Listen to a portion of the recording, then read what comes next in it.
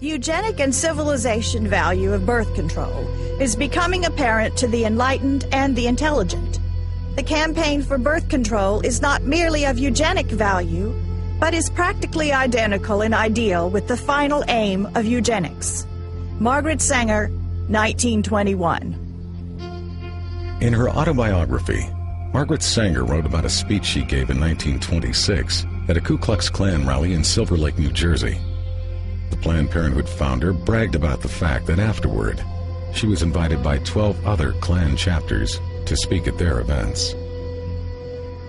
At about the same time the American Birth Control League was changing its name to Planned Parenthood, a lot of books and reports began coming out that attempted to put a happy face on eugenics, and many of them were written by people that were associated with Planned Parenthood. The strategy here was obvious. Since the Nazis had turned eugenics into a four-letter word, the American eugenics movement decided it was time to lay low. So most of their writings during this time period downplayed the role of eugenics and couched their agenda in terms of helping the African American. Perhaps the best example of this is a 1,500-page book by eugenicist Gunnar Myrdal called An American Dilemma, The Negro Problem in Modern Democracy. Commonly, it is considered a great misfortune for America that Negro slaves were ever imported. The presence of Negroes in America today is usually considered a plight of the nation.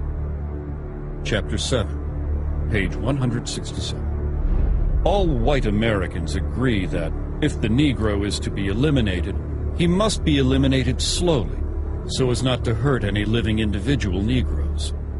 Chapter 7, page 168. The only way possible of decreasing Negro population is by means of controlling fertility. Chapter 7, page 170.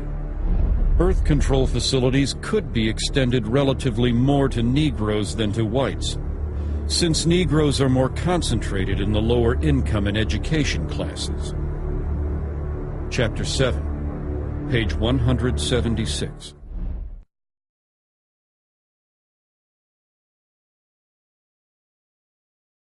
One of the places where government money has been used to advance the eugenics agenda has been in the public school system. Although government-funded population control programs can be found in white schools, the evidence is that they are significantly more likely to be targeted at black schools. One example of this was seen in 1986, when it was discovered that Illinois public schools were not only distributing birth control to children, but that every one of the 50 facilities involved were in minority neighborhoods.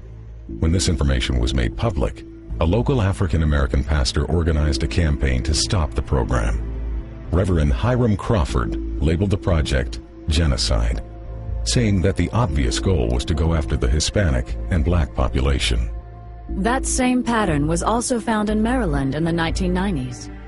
Even though the state's teen pregnancy rate was higher among white students than black students, when the contraceptive device Norplant was introduced, it was selectively marketed to children as young as 13 in predominantly black schools in Baltimore.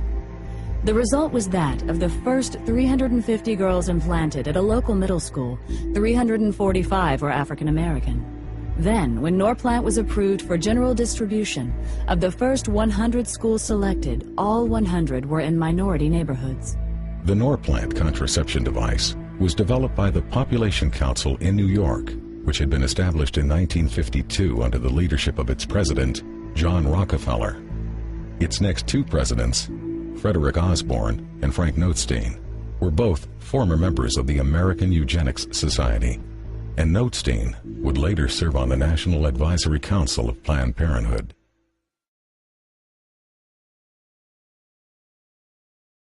Since 1973, legal abortion has killed more African Americans than AIDS, cancer, diabetes, heart disease, and violent crime combined. Every week, more blacks die in American abortion clinics than were killed in the entire Vietnam War. And the largest chain of abortion clinics in the United States is operated by Planned Parenthood.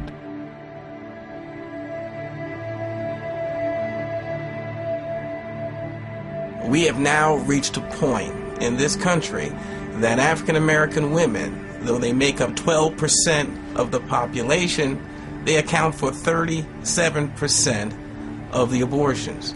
An African American baby is almost 5 times more likely to be aborted than a white child.